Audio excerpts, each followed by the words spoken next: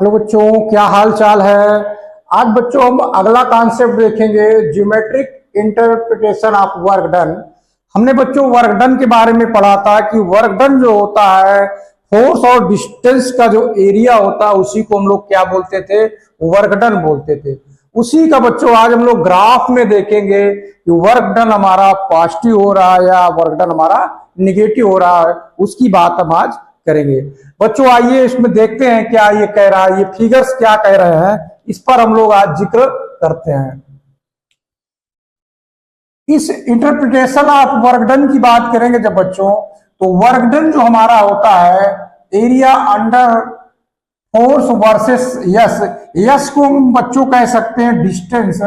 Distance की बात यहाँ पर हो रही है, यानी फोर्स वर्सेस डिस्टेंस की बात हो रही है। ये यस हमारा क्या बच्चों, डिस्टेंस है, यानी कितना डिस्टेंस है उसका ग्राफ रिप्रेजेंट कर रहा है।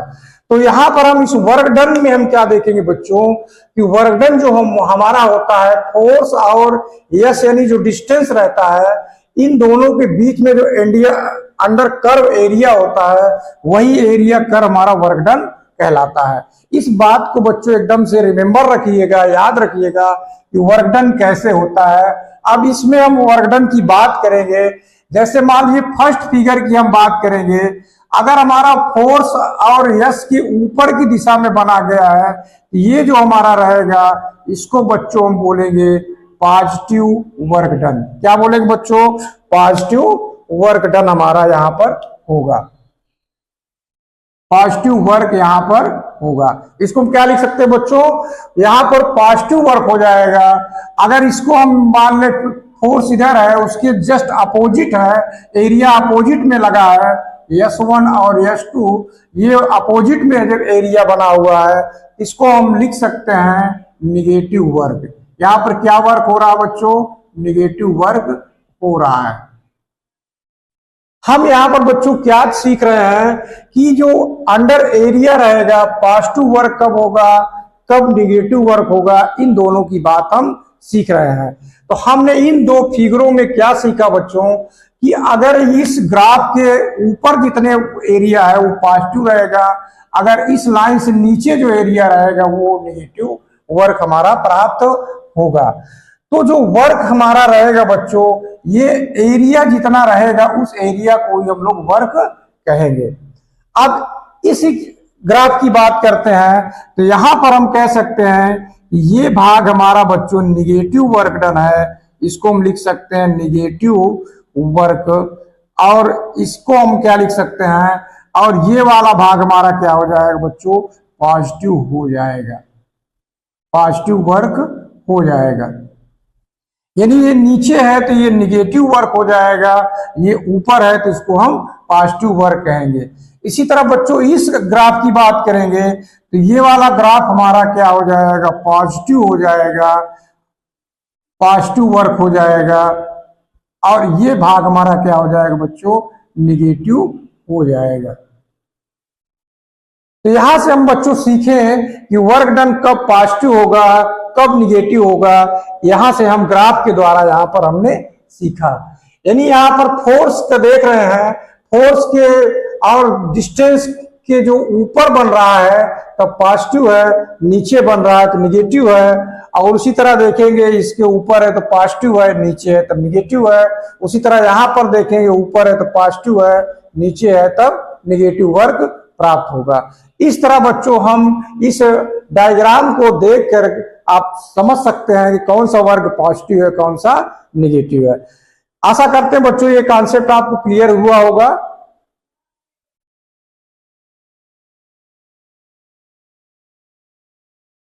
जैसा बच्चों लिखा है, concept of potential energy, gravitational potential energy, इसकी बात हम करते हैं कि पोटेंशियल एनर्जी है क्या, उसकी हम बात करते हैं।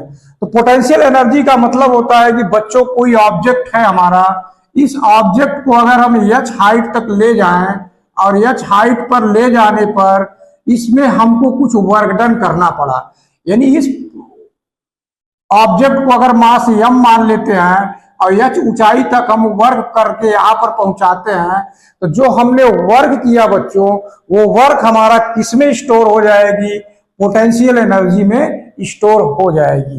तो कहने का मतलब यहां से यहां तक अगर हमने वर्क किया बच्चों, तो वर्क अगर हम लिखेंगे तो W इक्वल टू हमने पढ़ा था F इंटू यस।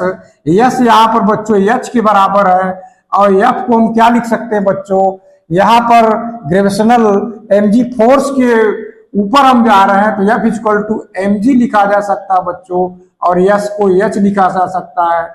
इसी W को हम क्या कहेंगे बच्चों, W को यानी जो हमारा यहां से यहां तक ले जाने में जो वर्क डन हुआ, इसी वर्क डन को हम बोलेंगे बच्चों ग्रेविटेशनल पोटेंशियल एनर्जी। क्या बोलेंगे बच्चों, gravitational potential energy.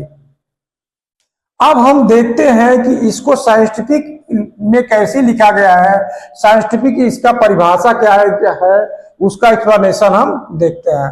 Gravitational potential energy of an object as function of height, यानी जो फंक्शन ऑफ हाइट है, यहाँ पर यह चीज लेस देन आर, यानी जो हमारी रेडियस आर है, यानी ये हमारी जो अर्थ है, अर्थ की जो रेडियस है बच्चों उससे बहुत जो है छोटा है, यानी यह चीज लेस देन आर, यानी ये आर से यह हमारा बहुत छोटा है।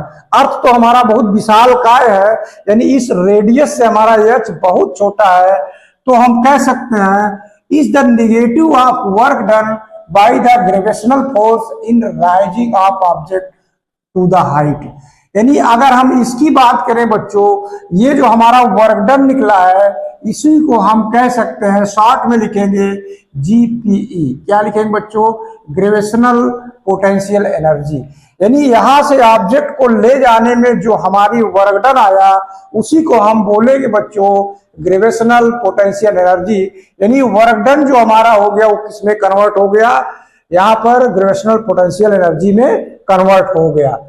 अब यहाँ पर जो हमको मिला बच्चों, इसको हम GPE को क्या लिख देते हैं, डिनोट करेंगे U से डोनेट कर देंगे, तो U बराबर हम लिख सकते हैं बच्चों mgh। क्या लिख सकते हैं बच्चों, U बराबर mgh लिख सकते हैं। इतनी बात समझ में आ रही बच्चों। ये जो हमने W बराबर mgh प्राप्त किया है बच्चों, अगर वेरिएशन हम करा दें, वेरिएशन करा दें यहाँ पर, ये फंक्शन ऑफ हाइट में करा दें, तो यहाँ पर हम कर देते हैं बच्चों वेरिएशन ऑफ हाइट। अगर वेरिएशन ऑफ हाइट की हम बात करें कि हाइट के साथ अगर वेरी हम करा देते हैं तो अब हम इसको क्या लिख सकते हैं, UH को अगर हम कर दें इक्वल टू mgh कर दें, तो mgh जो हमारा आएगा बच्चों, अगर हमने यहाँ पर जो ग्रेविटेशनल फोर्स लिखा है F बराबर इस तरह वेरी करा दें, तो वेरी कराएंगे बच्चों तो जो हमारा फोर्स निकलेगा यानी इसका निकलेगा तो हम लिख सकते हैं du अपॉन dh। यहाँ पर जो वेरिएशन ऑफ हाइट हम बच्चों यहाँ कर रहे हैं, तो वेरिएशन ऑफ हाइट से अगर इसका डिफरेंशिएट कर देंगे तो आएगा mg आ जाएगा, यह हमारा हट जाएगा। और यहाँ पर कहता है is the negative work done, तो यहाँ पर हम माइनस का चिन्ह लगा देंगे, क्योंकि यहाँ पर माइनस लगा हुआ है तो ये भी माइनस हो जाएगा। तो जो कॉन्सेप्ट हम बताना चाह रहे हैं बच्चों, वो ये बताना चाह रहे हैं कि इस वर्क डन को हम क्या लिख सकते हैं, माइनस शब्द यहाँ लगा दें, चाहे इसको यहाँ ना लगा के यहाँ लगा दें, बात बराबर है, इसको हम यहाँ ना लगाकर यहाँ लगा देते हैं। क्लियर हो रही बात बच्चों। यानी जो हमारा पोटेंशियल एनर्जी आएगा उसको हम लिख सकते हैं, ये हमारा आएगा फोर्स के बराबर होगा, इसी को हम बोलेंगे बच्चों ग्रेविटेशनल फोर्स बोलेंगे। क्या बोलेंगे बच्चों, ग्रेविटेशनल फोर्स बोलेंगे। ये ग्रेविटेशनल फोर्स किसके बराबर है, निगेटिव ऑफ वेरिएशन ऑफ क्या लिखेंगे, पोटेंशियल एनर्जी। हाइट के साथ जो वेरिएशन करेगा वो ग्रेविटेशनल फोर्स हमारा कहलाएगा। तो कॉन्सेप्ट क्लियर हो रहा बच्चों। ग्रेविटेशनल फोर्स जो लगेगा वो ग्रेविटेशनल फोर्स किसके है, निगेटिव हम लिखेंगे, निगेटिव रहेगा, पोटेंशियल एनर्जी के हाइट के साथ वेरिएशन में निगेटिव रहेगा। हम ये कहना चाह रहे हैं, जो बात आप पूरी तरह समझ गए होंगे। अब अगर हम बात करें बच्चों कि जो हमने पढ़ा इसमें आगे कि जो हमने U बराबर mgh पढ़ा है, अगर इसी F फोर्स को हम क्या लिख दें बच्चों, F इक्वल टू हम लिख दें माइनस du अपॉन dh जो हमने लिखा है, अगर इधर हम इसको पक्षांतर कर लें तब क्या प्राप्त हो जाएगा। तो अब यहाँ पर हम जो DH लिखे हैं बच्चों, DH ना लिख के अगर हम AX लिख दें, क्या लिख दें बच्चों, AX लिख दें, तो ये हमारा हो जाएगा F into DX equal to minus हो जाएगा DU। इतना क्लियर हो रहा है बच्चों। अब इसका अगर हम इंटीग्रेशन कर दें, दोनों तरफ इंटीग्रेशन कर दें, और x का मतलब होता है x इनिशियल से x फाइनल तक, और u का क्या होगा, u इनिशियल से u फाइनल। इस तरह हम लिख सकते हैं बच्चों, यानी x इनिशियल से x फाइनल तक dx में रहेगा, और du जो हमारा रहेगा ग्रेविटेशनल पोटेंशियल एनर्जी, उसको हम u इनिशियल से u फाइनल तक लिख सकते हैं। इतनी बात समझ में आ रही बच्चों। अब इसका अगर हम पूरा हल कर लेंगे तो हल करने पर क्या प्राप्त होगा, इसको हम लिख सकते हैं, माइनस का चिन्ह लगाएंगे VF माइनस VI। अब माइनस अगर हटाएंगे बच्चों तो लिखा जाएगा VI माइनस VF प्राप्त हो जाएगा। क्या लिख सकते हैं हम बच्चों कि जो फंक्शन ऑफ इसका निकलेगा, अगर इसका हम एरिया निकाल लें, F इंटू DX का एरिया निकालेंगे तो जो डिफरेंट आएगा वो पोटेंशियल एनर्जी इनिशियल का और फाइनल का डिफरेंट आएगा।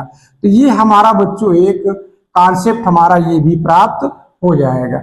एक कॉन्सेप्ट ये प्राप्त हुआ बच्चों। दूसरा कॉन्सेप्ट हमने ये सीखा कि U बराबर mgh मिल जाएगा। जो यहाँ से हम ऑब्जेक्ट को यहाँ तक ले जाते हैं तो जो हमारा वर्क डन है वो एनर्जी में जो है स्टोर हो जाएगी, उसी को हम लोग ग्रेविटेशनल पोटेंशियल एनर्जी कहते हैं। अगर उसको वेरिएशन की बात करें तो जो अगर हम इसको वेरिएशन करा देंगे हाइट के साथ, तो जो एरिया ऑफ फंक्शन dx का आएगा, यानी वर्क डन जो हमारा आएगा VI माइनस VF लिख सकते हैं। इतनी बात समझ में आ रही बच्चों।